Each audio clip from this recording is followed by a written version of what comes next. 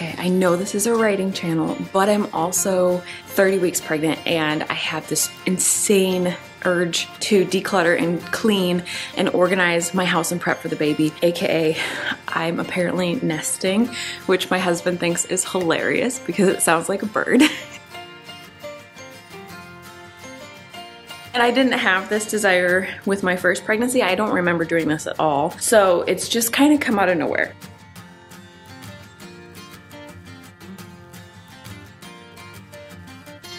In fact, in my last video, I was joking about organizing the spice drawer and how funny it is because the baby's not going in there, but I had to do it. Let me show it off for you. But the reason that I bring that up is because today I thought, why don't we talk about where the writing is and kind of make a plan for coming back to it while I do some of my nesting and clean some things and declutter, because I'm just a little too freaked out to directly come back to writing.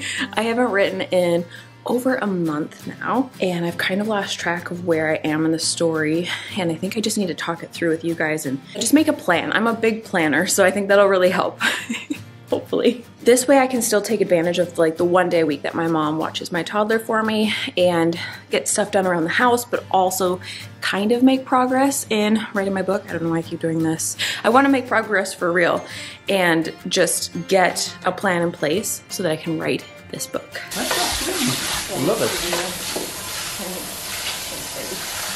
Oh my gosh, I can't fit. So let me catch you up on what's been going on since the last Butter Book vlog. And if you don't know what Butter Book is, I probably should have said, this is just my fun code name for my current work in progress, which is a No Spice ACOTAR meets Friends, the TV show. So it's got Faye and it's a little bit more on the cozy side, but maybe not. We won't go into that because I'm already out of breath. But I'll also catch you up on my other creative work, what's been going on behind the scenes, my pregnancy updates. There's a couple. So where should we start? How about with how I'm feeling? Because I think I mentioned this, I'm 30 weeks pregnant and that's 3/4 of the way, baby. So it's getting real. I don't know, I've been feeling the crunch, even though technically 10 more weeks, but maybe not because babies come early, so who even knows? Oh, I gotta sit for a minute. I think I need to take a magic eraser to all these white cupboards because there's just like stuff that won't come off. That's what it's like having a toddler. I am officially in the 3rd trimester. We're just gonna empty this out too. And honestly, feeling pretty rough lately. But I've had some good days too, and ironically, those are usually the days that I exercise in the morning. I can literally feel the difference, but do I always have the energy and motivation? No. It's really, really, really, really hard. And especially if I've had a really bad night, because I have insomnia lately and then really, really bad heartburn. So what's this doing out here? Oh my gosh, this drawer stinks. I know this is just a season and baby girl is gonna be so worth it. So I'm not complaining at all. Just wanna be very clear about that. I'm super excited, but I'm also kind of surprisingly ready to be done and have a newborn, which the first time around I was so freaked out about becoming a parent because I didn't know what to expect that I was like, let's just hold on to this baby as long as possible, keep him in there, let him keep cooking. But now I'm just so uncomfortable all the time that I'm ready anytime. Not anytime. She needs to cook a little bit longer. I think, is it 36 weeks that is safe or is it 37? Something around there. What is that? No wonder it's been stinking. Gross. Oh my gosh. Oh my gosh. I think my toddler threw that in there. Ew! Ah! I found what smells. That's disgusting. Give me a second.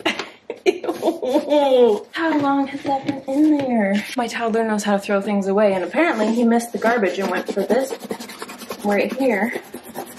Or did I do it? It was my pregnancy brain. I shouldn't blame him. What if it was me? We're gonna have to scrub that.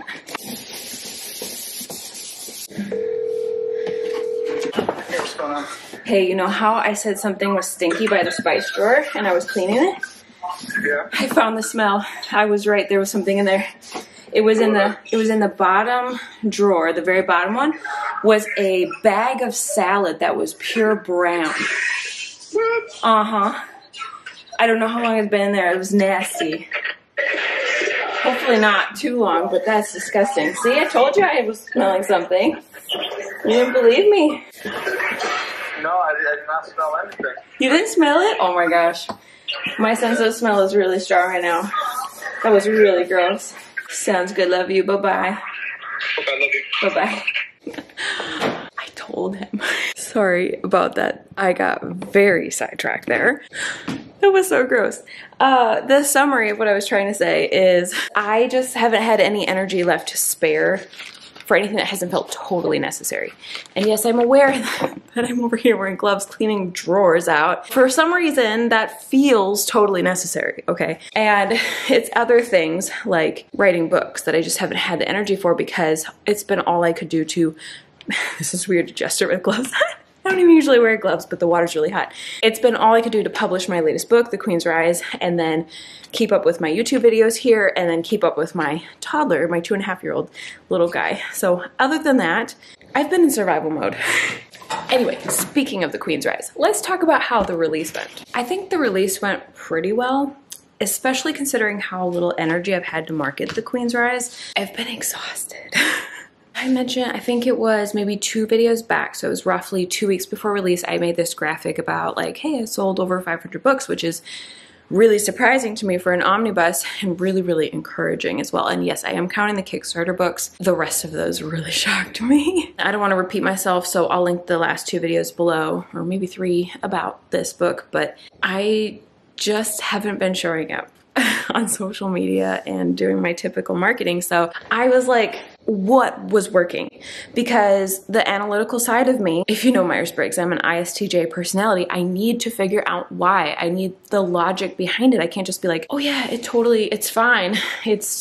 Why did it sell so well? I want to know. So I was trying to figure out, was it NetGalley? That just happened over the last, it was like 2 months leading up to release. So probably not, but maybe that had some impact where like those reviews from people and maybe even just the people reading it were like, oh, I would like a hard copy of this. Maybe, I don't know. Or was it maybe the Goodreads giveaway I did way back when that I actually forgot that I did? I don't even know. Did I count that in my marketing budget? Shoot, I don't think I did. Well, I'm still under budget because it was 119, I believe. But I think I forgot to count that because it was so long ago. It was really, really cool. And maybe it was that. The only way to know would be to like try it again on the next release and not do anything else, but that doesn't make sense. I guess normally when I have good pre-orders, I always assume like, hey, I must have been doing a good job marketing on social media. Maybe I've been giving myself too much credit and it's really other things that are moving the needle. Except I don't usually do these other things. Like I've only done NetGalley one other time and it wasn't super great that time. And I did Goodreads giveaway one other time and it was okay so back then as well. So I don't know. It's just funny because I'm like, how can I trace those like other 300 plus pre-orders? That was it maybe from the Kickstarter and maybe from everybody being excited. Like I was kind of like, hey, you guys are kind of like my street team unofficially where you're getting a book and then you talk about it and that really helps me out. Maybe it helped more than I thought. I just don't know how to repeat a success if I don't know where the success came from. You know what I mean? And okay, since we're just sharing authory feelings right now, and I am very hormonal, so I'm all up in my feels way more than I normally am. I thought I'd also share that I feel really torn between, do I keep marketing this latest book and my backlist books, or do I go and write the newer book? Because I really don't have energy for both, and I'm just really feeling torn. My husband was like, well, you put all this work into your old books, why would you not market them? And I was like, yeah, that's actually a really, really good point. But on the flip side, I have 3 really big reasons for why I want to write the next book. And the first one's the most obvious, really. It's just mental health. Like when I write, that's what makes me happiest in my career, is creating. So making YouTube videos as well. The creative side, I don't want to give that up. And I was like, what if I have to take a year or even more off from writing when I have this baby? I don't know. I'm still, that's in the back of my mind, just kind of percolating. We'll talk more about that as it gets closer because I think that's a whole other video to try and process. But I just feel like I really love writing and I don't want to step back completely. Like sure, take a month off here and there, but not completely. And then my second reason is kind of funny. This particular story has Faye in it, the Butter book, and I've just been kind of flabbergasted by how excited people are about Faye books. Like for example, the Kickstarter of The Queen's Rise did really good, right? And I think the pre-launch page had 163 people. Well, the Butter book is not even written. It doesn't even have a real title. It's just like the joking work in progress title. And yet it's already passed up the Queen's Rise on the pre-launch page. It has, I think, 173 people, something like that. And it's not even written yet. Like, once I have stuff to share, who knows how high that could go. It's just kind of blowing my mind, like how excited people are about fae books, but I get it because it's almost a trope. It's almost a comfort read. And the same thing happened with my fairy tale retelling series where they've been the best performer, even though I think the Queen's Rise series is actually my better writing, and that villain origin story is really fun. And technically it's fairy tale inspired, but it's not the same as a fairy tale retelling where it's like, I know I'm gonna get that comfort trope of fairy tale Easter eggs that are in retellings, etc. So there's that motivation of, I just really want to write it and see how it does, see how it compares. And then my third motivation is more, I've described this in the past, where the more books you have published, the more your backlist sells. So every new book actually does sell your old books. Like, it's actually a marketing tactic to write a new book, even though it's the longest, most time consuming marketing thing you could possibly do. But when you release a new book, typically the trickle effect of like readers find the new book and then they go and read your other books and it trickles through your backlist. And another way I've said this is like, I've noticed all the like 6- and 7-figure authors that I really look up to all have like 20+ books. And that says something. I don't know, maybe they've just really figured out the marketing, or maybe they hit their stride and they got that really big bestseller and they found their like writing style and found their groove, I guess. There's only one way to find out, is to just keep writing and publishing, which I'm happy to do. I just don't know my speed anymore. I'm gonna let this soak some more. And I also am probably gonna have to scrub that drawer, that nasty drawer, one more time. I'm thinking, what else could I do? I really wanna clean out my freezer, which is another gross thing to show you guys. Whatever, who cares? So I'm kind of hot. Let's do that next. I haven't touched the Butter Book draft in over a month. Since September 5th, I think, was the last vlog in the writing series. And that, where's my phone? Was over a month ago, because it's October 10th today somehow. Where's the time even going? Over a month since I've written anything. Wow. That's embarrassing. And honestly, every day that passed just made me more embarrassed about trying to do a writing vlog, because I would have to report 0 progress. But then I realized that the people who matter will understand. You know how important it is to prioritize health first. I think we all know that. We don't always do it. And I can't say that I've always done it, but I know that it's important. And I want to do a separate video about productivity and motivation while writing, like specifically while pregnant, or really any special circumstances that come up, because there's a lot of different things that could stop you from writing that are out of your control, right? But I think the super short version is sometimes you just don't have motivation. Sometimes you just don't have the ability to keep going. I should really organize this somehow while I'm in here. I'll figure that out after we finish cleaning.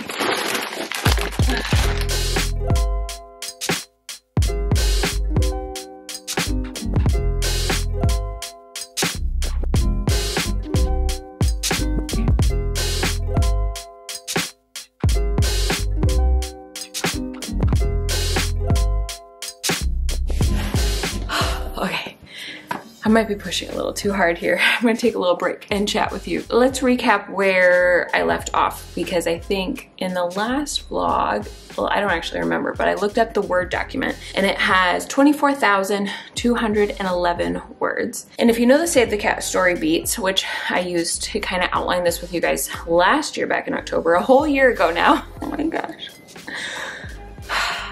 It's okay, it's fine. The story beat that we're in is roughly the fun and games beat, and that's a really large chunk that's right before the midpoint. So I'm somewhere in there, which means I probably wrote almost half, but not quite half of the first draft. But these Save the Cat story beats really do help me with my pacing, and they like give me a general sense of how much is left to go. Of course, it depends on if I overwrite or underwrite, but I would estimate probably another 30,000 words, or maybe up to 40,000 if I was overwriting, but more likely I'll be an underwriter. So, and you know what? Just because I love stats, let's take a look at my schedule going forward and like how much time I have left, because I have kind of a rough idea of when maternity leave might start. And when I say maternity leave, I actually just mean pulling back even more and not having any like necessary to-dos, while I still will keep working till baby comes, I think. That's a future video. We'll talk about that more when it gets closer, but I would really like to finish the first draft before Thanksgiving. Maybe even more like mid-November, actually. And since it's already the second week of October when I'm filming this, that really only gives me 5 or 6 weeks.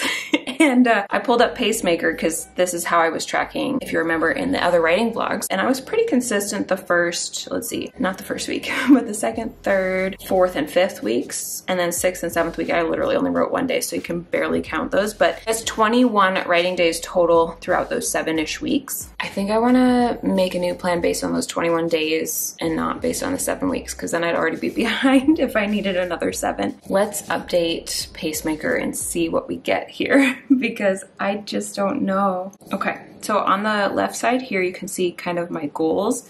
And then this was my current calendar, which of course ended in September because my goal was to finish in September, and now it's October.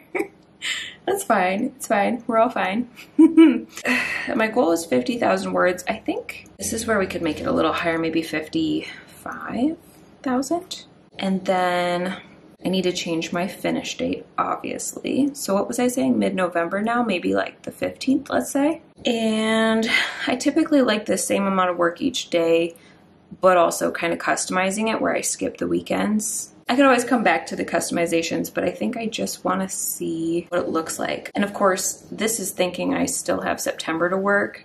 So watch this. If I actually update, let's say today I've written 0 because I don't think I'll write today.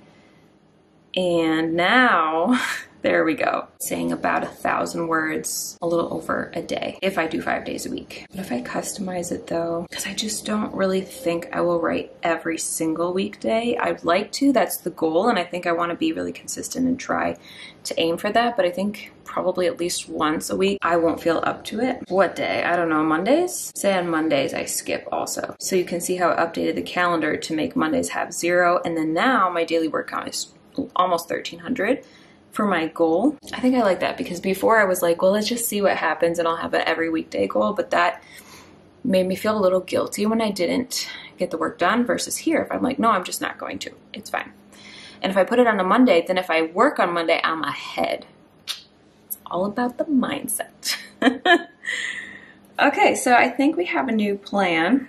And it adjusts right here based on my progress. So if I put in 0 tomorrow, it would adjust all these word counts, which I really like. And this is not sponsored. I don't really do much sponsored content. They have no idea that I'm talking about them so much lately, but they did way back when I did a video about them, which I will link this video below. They did give me this account for free. And I gotta say, I love it. Oh, and we gotta keep in mind, this is a 55,000 word. It's so tiny. I wish that they would make that bigger right there. But 55,000 words is more, like I added 5,000 more words to my goal. So if I manage to finish the novel, the first draft, closer to 50K, then that's awesome too. Oh, okay, let's talk about my nesting plans last while I clean up the chaos that I've created. Gotta get the last of this in the freezer, wash that. I've got stuff on this counter to put back in the drawers. So we're not done yet, but I do want to print out my list of nesting first. Let me get that for you. You ready for this? 2 pages. I've got a deep cleaning / decluttering section, which I've kind of been working on, as you can see. I went through all our clothes, winter stuff, shoes, I don't know, miscellaneous like picture frames, books, kids' toys. I'm trying to think what else. Just really everything in the house that I was like, we haven't used this in years. Tossed it in a Goodwill bag, and I brought 7 bags to Goodwill, which was wild. I kind of mentioned this already. I need to lean on something. I put all the book stock on the website that I had left. That's been really fun, and a lot of you have been getting books arriving at your house. So that's been really cool to see, but I still have a little bit left. I'll link that below because I really do want all my book stock gone. I'm thinking like I might just donate those too if they don't go, because I don't know what's going on with me. I want everything gone. I am becoming a minimalist out of nowhere.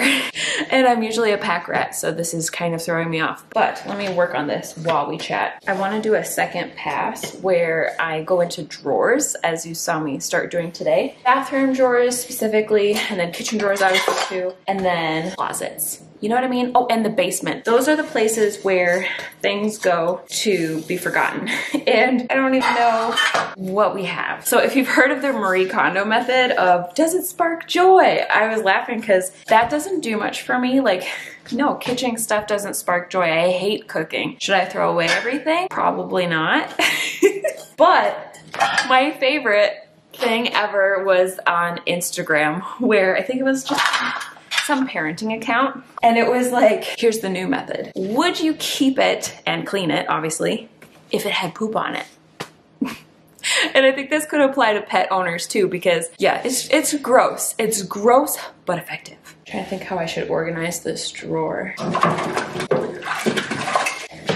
I'm just thinking right now, I'm so sidetracked and forgetting to record because I'm like, oh my gosh, there's old makeup in the bathroom that somebody gave me and I've never really used it because I'm not big into makeup, but I've kept it because it was a gift. It's just gotta go. Or like clothes. Do you guys do this where I have the worst problem of maybe I'll fit into that again? Maybe someday I'll fit into that again. And so I'm gonna keep it even though I haven't fit into it for, I don't know, 7 years now.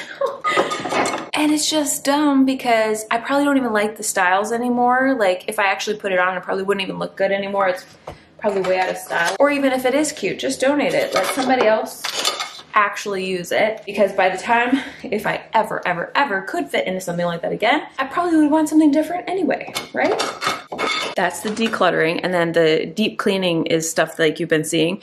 But also like, I want to clean all these white cupboards that are not so bad at a glance, but if you look closer, it's not good. Like baseboards and even just the doors when you got a toddler and they, you know, sometimes they have sticky fingers. But funny enough, even as I'm decluttering and getting rid of stuff, I'm also almost replacing it with other junk. I don't want to say junk, but stuff for baby. So I've got like a list, you know, I want formula and bottles, newborn diapers, like other things for me that I might want. I want to make my bedroom really cozy so that postpartum is less of a depression time and more of a, I have this cozy space that makes me happy. A lot of that has to do with like good lighting, honestly. I want to get my little guy some like gifts from baby sister that will keep him busy. And honestly, his birthday is literally just a few days before my due date. So he'll probably get tons of good presents from his aunts and uncles and grandparents as well. Oh, and then I don't really have to buy everything because we have a lot of stuff. It's just in the basement. So I want to go get things like the bassinet and the car seat and the baby swing and go through all the baby clothes for what might work for a girl. Because I just was not thinking when I bought stuff for my little guy, there's a lot of cars, let's just say that. But we want to wash that, wash the clothes, the Moby wrap, burp cloths, bibs, etc. So that's kind of just my project section. And then there's a research, things I want to do personally, like try out Hypnobaby, see if I like it, read some books, kind of learn more about labor because I think I want to be way more informed this time. I know I want to be way more informed, and I already am way more informed, and like, wow, this could have changed everything for me if I'd have done my research and not been so scared the first time. But yeah, getting the room cozy, maybe getting Audible again for a month or two, planning my hospital bag, just things like that. And then of course, on the work side of things, I need to figure out how to do maternity leave and what 2025 is going to look like and just really brainstorm that. And last but not least, I also want to do a nesting party. This is something that's so cool that I haven't really seen anybody else do until very, very recently. But I don't really need anything for baby. Like I said, it's all stored downstairs. And so the idea of doing like a sprinkle to get stuff, I didn't want to do that. I don't want people to give me stuff unless it's food because I hate cooking. But I was like, oh my gosh, a nesting party would be so cool because the idea is if there's anything left on my list to do, then I can invite close friends and family to help me do this and work through this and clean things, help me make freezer meals. I think that's the big one. I really hate cooking. Yeah. And then there's a chance, it's a small chance, but it's still a chance that we might move before baby gets here or shortly after. We are talking about moving and we have been for a while. And I was excited about this because I was like, baby girl needs a room. Really could use a 3-car garage because I can barely get my toddler into the car with his stomach. And just other things that it would be so cool if we could find another house. But it's been stressing me out very recently. All those hormones that I was mentioning have got me really freaked out about it also. All of a sudden, I don't know. I don't do well with change, let's just put it that way. But that's something else that we could talk about in a 2025 video and just kind of process together what the heck the next year is gonna look like because this baby's coming at the end of 2024 and I just really can't picture the next year at all. But to end this on a positive note, if we did move, then the nesting party could be like paint the new baby's room and help me get set up and help me put my kitchen together and all that kind of stuff. So it could be fun to have help with that. That's my 2-page nesting plan. And also now my writing plan. So I'm really hopeful that I'm gonna be able to get back to writing. And I might not put too much pressure on vlogging it right away because that might just really overwhelm me at this point. But I will keep you updated, whether it's vlog style or after the fact, one way or the other.